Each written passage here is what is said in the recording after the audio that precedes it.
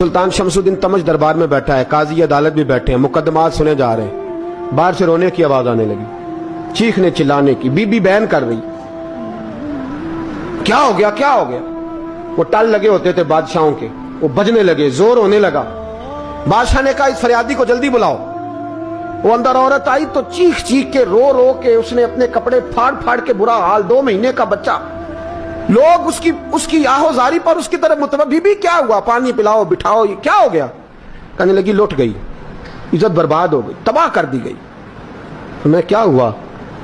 कहने लगी बादशाह एक शख्स मेरा गैर शरई खामद बना, फिर मुझे हमल हुआ, फिर मेरी गोद में ये बच्चा है 2 महीने का। अब गई हूं तो वो कहता है कि मेरा तो तेरे से तल्लक ही कोई नहीं। बादशाह कहने लगे ये सुल्तान शमसुद्दीन तमश की जगह है और मैंने रसूलुल्लाह सल्लल्लाहु अलैहि वसल्लम के दीन के मुताबिक हुकूमत उस्तवार की है। कौन है जो तेरे साथ, अभी गर्दन ना काट दूंगा, बात कर कौन है। कहने लगी तू कुछ भी नहीं करेगा, कोई कुछ नहीं कर सकता। लोग कलमे छोड़ के बैठ गए, तवज्जो उधर हो गई। प्रोपेगेंडे बड़ा असर करते हैं मुआशरे पे, रंग ऐसा अजीब है, अंदाज ऐसा अजीब है। फरमाया बात तो कर। उस औरत की आवाज गूंजी तो हालात ही खराब हो गए। कहने लगी बादशाह हौसला पैदा कर सुनने का। कहा तू बात कर। कहने लगी मेरे गोद में जो बच्चा है ये कुतुबुद्दीन बख्तियार काकी का है, ये तेरे पीर की नाजायज औलाद है। उठाओ, प्रोफेसर सलीम चिश्ती ने पीएचडी की है, वो लिख रहे हैं इस वाक़े को, तेरे पीर का नाजायज बच्चा है। हाथ कांपने लगे बादशाह के। कहने लगे या अल्लाह कभी तू कयामत बर्पा कर दे तो मामला ठीक हो जाए, मैं तेरी जुबान खींच दूंगा तेरी गर। तूने बात कैसे की। कहने लगी मैंने कहा था ना तेरे अंदर हौसला नहीं, मेरी इज्जत तार तार हो गई और तू पीर बचा रहा है। अल्लाह अकबर।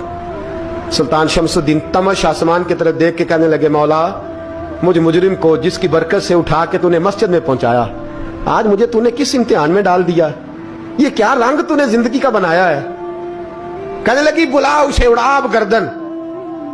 अल्लाह अकबर।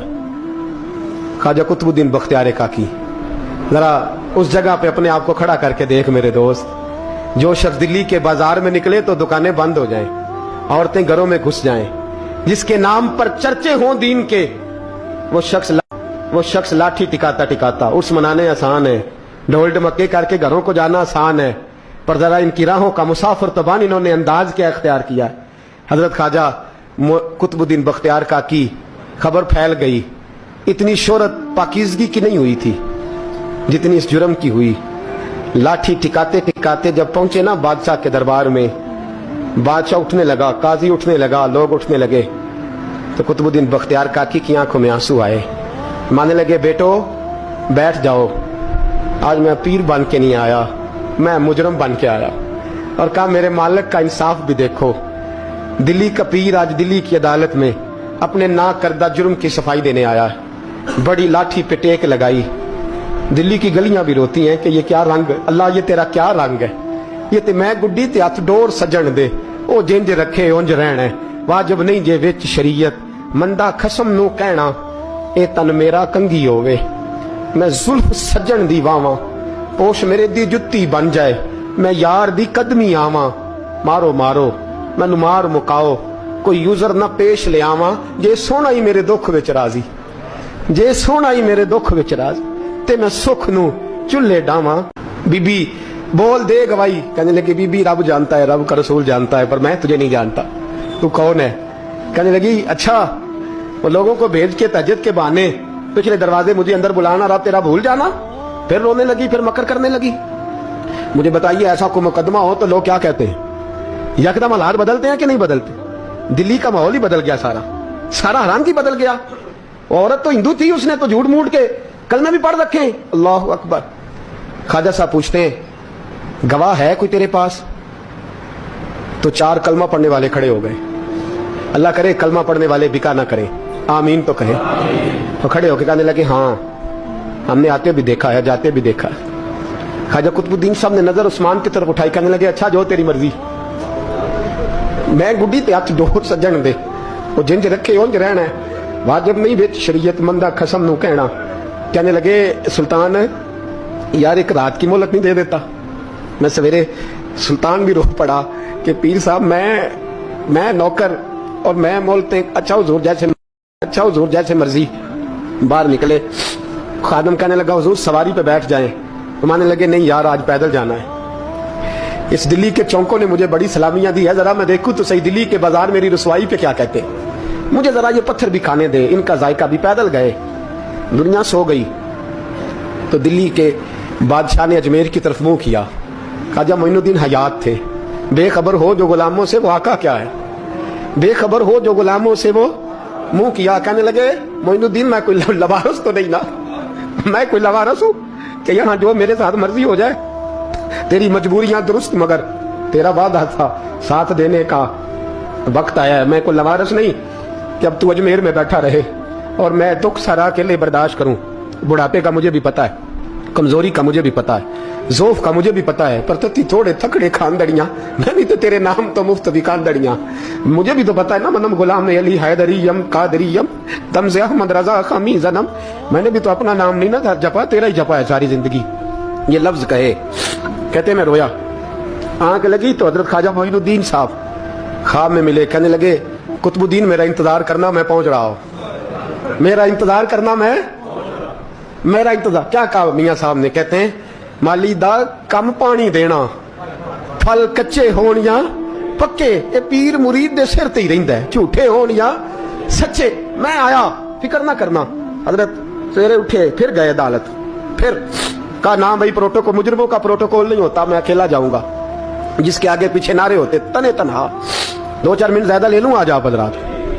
कहते मैं पहुंचा अदालत और जाके जब कहा ना कि हाँ जी हुजूर बताइए, गवाह भी खिलाफ है, मुकदमा बोले, तो कहने लगे मुझे मेरे शेख ने हुक्म दिया है कि मेरा इंतजार करना। फिर वो जो बातें करने वाले थे कहने लगे जी कौन गया था अजमेर, कौन आया वहां से, हमें रूहानी बातें ना बताई जाएं, यहां से तो एक दिन में पहुंचा नहीं जा सकता, ट्रेन भी 36 घंटे लेती है दिल्ली से जाने में। तो कहा यह कैसे हो सकता है, कोई रात को रात आपको खबर हो गई, आप केस को लंबा ना करें, बादशाह मुरीद है, लगता है कि ये रातों रात भगा देगा पीर को। इतनी बातें ख्वाजा साहब ने सुनी। जब बेगुनाह आदमी को ये बातें सुननी पड़ती हैं फिर दिल बड़ा टूटता है, फिर बड़ी तकलीफ होती है। टूटी, मगरिब की अजान हुई तो लोग कहने लगे लो जी आप बस हो गई। ख्वाजा कुतुबुद्दीन साहब ने अल्लाह अकबर कह के मगरिब की जमात जब मैदान में खड़ी की तो अपनी भी चीख निकल गई, आई नहीं। लेकिन जब नमाज का सलाम फेरा तो ख्वाजा मोइनुद्दीन, तो ख्वाजा साहब के सीने के सीना लगा। तो कहा हज़रत जी मैं शहजादा था, आपने कहा था खुश्क रोटी खाना तो मैंने खुश्क ही खाई है, आपने कहा था फाके करना तो मैंने किए हैं, आपने कहा वतन वापस नहीं जाना तो मैं नहीं गया। हुजूर इस इम्तिहान का आपने बताया ही नहीं था, ये मुझे बता जाते, अब इस सफेद दाढ़ी से मैं जवाब देता फिरूं। ख्वाजा मोइनुद्दीन साहब ने झिड़का, पीछे हट, तू ज्यादा इज्जत वाला है कि यूसुफ ज्यादा इज्जत वाला था, तू ज्यादा मकाम वाला है कि आयशा ज्यादा मकाम वाली थी, चुप कर, ये कुछ सूफिया का तरीका है, चुप कर। अर्ज़ की हुजूर गलती हो गई, मैं पहले नहीं रोया, तू मिला है तो रोया हो, मैं पहले नहीं तड़पा, मैंने शिकवा नहीं, तू मिला है, अपना ही को मिले तो दुख याद आते ना, तो मैं चुप कर, जा सुल्तान से कह दे सवेरे नमाज के बाद अदालत लगा दे। सवेरे जब अदालत लगी ना तो ख्वाजा मोइनुद्दीन साहब बाजू पकड़ा ख्वाजा कुतुब साहब का, निकले तो देखा लाइनें लगी हैं, मजमा लगा है, आंखों में आंसू आ गए। कहा हुजूर आप क्यों रोते हैं? फरमाया मेरा दिल था लोग मेरे कुतुब की शान देखने आए, ये कितने बदबख्त है, मेरे कुतुब की रुसवाई देखने आए, कितने नालायक है, रुसवाई देखने इतने आए हैं, शान देखने आते ही नहीं। अल्लाह अकबर।